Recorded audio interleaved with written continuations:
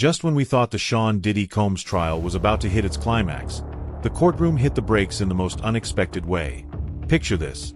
We're in week 6, gearing up for what could be the prosecution's final knockout punch with testimony from Diddy's former assistant, Brendan Paul. But then bam, a juror calls in sick with vertigo, and Judge Subramanian says, "That's it, we're done for the day." This isn't just a minor hiccup. It's a delay that's pushing the prosecution's case to Monday, thanks to a federal holiday on Thursday. The drama doesn't stop there. This trial has been a roller coaster of surprises, from dismissed jurors to leaked secrets that have the judge fuming. Can you believe we were so close to hearing from a key witness, only to hit pause? It's the kind of twist that keeps us glued to this case, wondering if the prosecution's got a smoking gun up their sleeve or if Diddy's defense is ready to flip the script. So grab a seat, hit that subscribe button, and let's dive into the chaos of this high-stakes trial.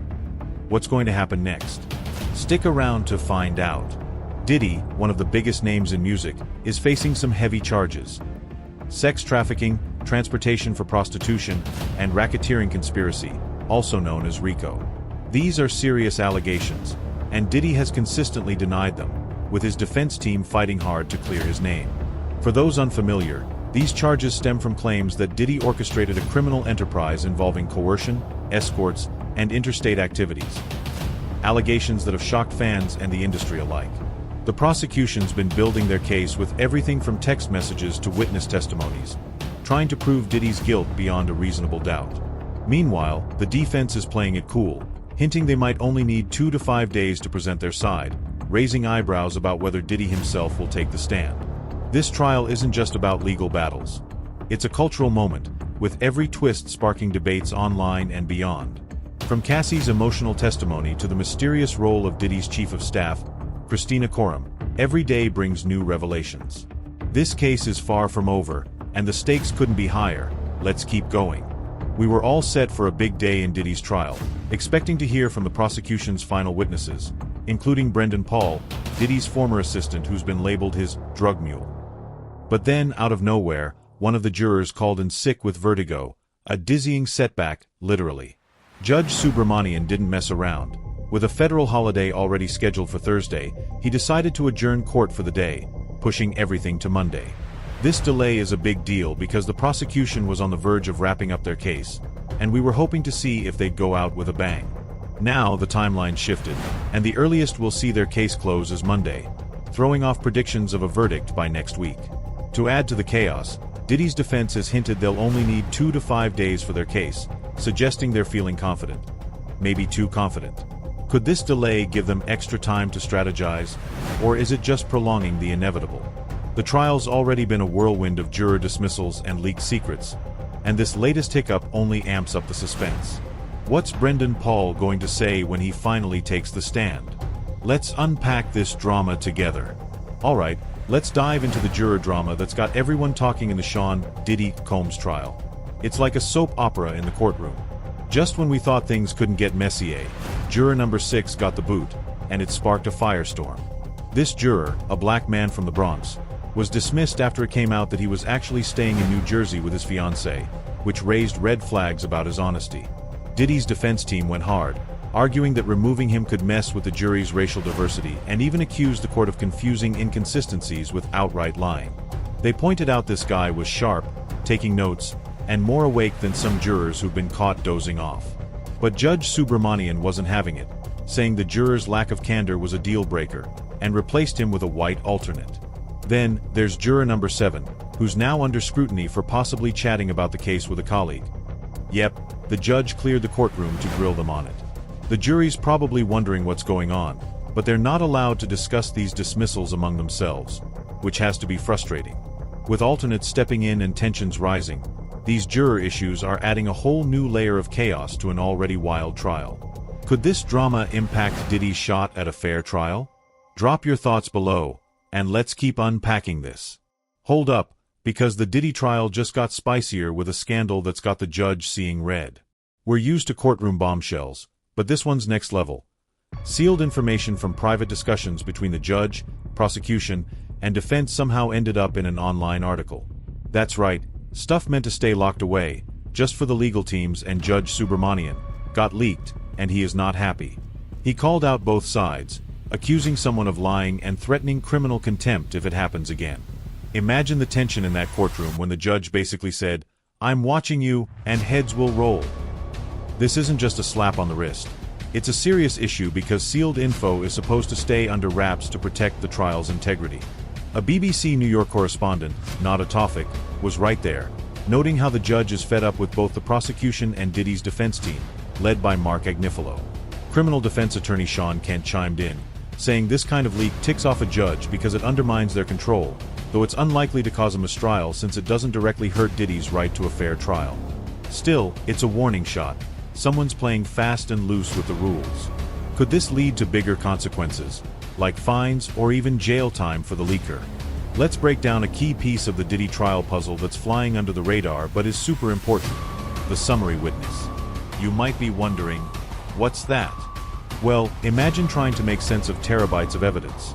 Hotel bookings, travel logs, text messages, you name it. That's where the summary witness comes in, acting like a human highlight reel to organize this mountain of data into something the jury can actually digest. In Diddy's case, this witness is laying out a clear timeline to show how the prosecution's evidence ties together, like proving Diddy or his company paid for escorts to cross state lines or book their hotel rooms.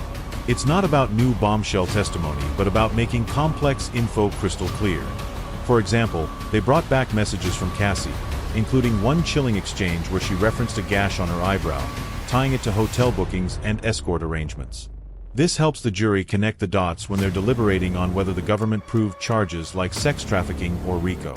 Criminal defense attorney Sean Kent isn't a fan, arguing that summary witnesses can skirt the confrontation clause, letting evidence in without direct accusers facing Diddy. But love it or hate it, this witness is pivotal in wrapping up the prosecution's case. Will it be enough to sway the jury?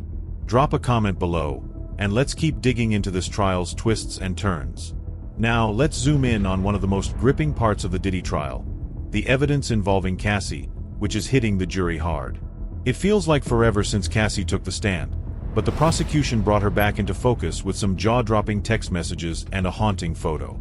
Picture this: a message where Cassie's organizing male escorts, paired with a photo of her with a gash on her eyebrow, sent to Diddy with a pointed, "Just so you remember." His response: "I'm sorry," with double exclamation points. That exchange alone paints a vivid picture of their dynamic and reinforces the prosecution's timeline of alleged abuse and coercion. These texts aren't just random chats, they're tied to specific hotel bookings and travel logs, meticulously presented by a summary witness to show a pattern of behavior linked to the sex trafficking and RICO charges. It's evidence that hits you in the gut, reminding the jury of Cassie's emotional testimony weeks ago. The prosecution's using these messages to argue that Diddy's company facilitated illicit activities, like paying for escorts to cross state lines. Meanwhile, the defense is staying quiet, possibly banking on the prosecution not proving their case beyond a reasonable doubt. This Cassie evidence is a cornerstone of the government's argument, but will it be the knockout punch they need? Let's shine a spotlight on a name that keeps popping up in the Sean Diddy Combs trial like a recurring character in a drama: Christina Courtroom, Diddy's chief of staff. This woman is a central figure, and even though she hasn't taken the stand, her presence looms large through some jaw-dropping text messages revealed in court. Christina wasn't just answering phones, she was deeply embedded in Diddy's personal and business worlds, crossing paths with both Cassie and Jane, who dated Diddy right up until his arrest. The prosecution laid out texts showing Christina's role in coordinating logistics, like joking with staff about spotting a cowboy escort in a hotel lobby.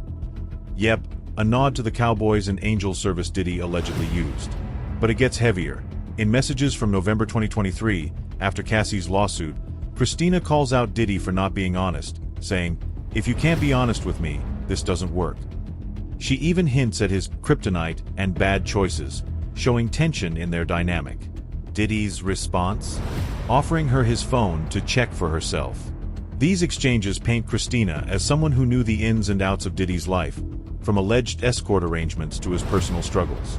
The prosecution's using her texts to tie Diddy to the charges, but her not testifying raises questions. Why isn't she on the stand? Is the defense banking on her absence? Drop your theories below, subscribe, and let's keep digging into this trial's wild twists. Hold on to your seats, because the Diddy trial is about to get even more intense with a witness who could shake things up. Brendan Paul, Diddy's former personal assistant. This 26-year-old Syracuse University basketball player turned drug mule was set to testify before that juror's vertigo threw a wrench in the schedule, and now we're all waiting for Monday to hear what he's got to say. Why's Brendan a big deal? Well, he was arrested for cocaine possession at the Miami airport the same day Diddy's homes were raided, which already screams drama. The prosecution's given him immunity, meaning he's got to spill the beans without fear of prosecution, and that could be bad news for Diddy. The transcript hints that Brendan's testimony might tie into the drug-related aspects of the RICO and sex trafficking charges, especially since his nickname as Diddy's drug mule suggests he was more than just a coffee runner. Will he confirm details about transporting drugs or coordinating logistics for Diddy's alleged activities? The prosecution's saving him for near the end, which makes us wonder if he's their secret weapon to seal the case. Meanwhile, Diddy's defense seems unfazed, planning a short 2 to 5 day case, but could Brendan's words change their game plan? Alright, folks, we're at the edge of our seats in the Diddy trial, and the drama's only heating up. Can you believe how wild this case has gotten? From sick jurors derailing the schedule to leaked secrets and explosive evidence, we're left with so many questions. What's next for Diddy's defense, and could all this juror chaos lead to a mistrial? The prosecution's wrapping up with heavy hitters like Brendan Paul, while Diddy's team is playing it cool, saying they'll only need a few days to make their case. Could they be sitting on a surprise, or are they betting the prosecution hasn't proven those serious charges like sex trafficking and RICO? Then there's the juror mess. Number 6 got kicked out, Number 7's under fire, and the judge is cracking down on leaks.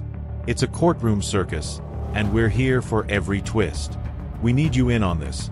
Drop your thoughts in the comments. Do you think Diddy's getting a fair shot, or is the prosecution's evidence, like Cassie's texts, too damning? Hit that subscribe button and smack the bell so you don't miss a single update from us. Got burning questions? Drop them in the comments section below. Let's keep the conversation going and unpack what could be the trial's game-changing moments. Stay tuned, because this is Diddy on trial, and it's far from over.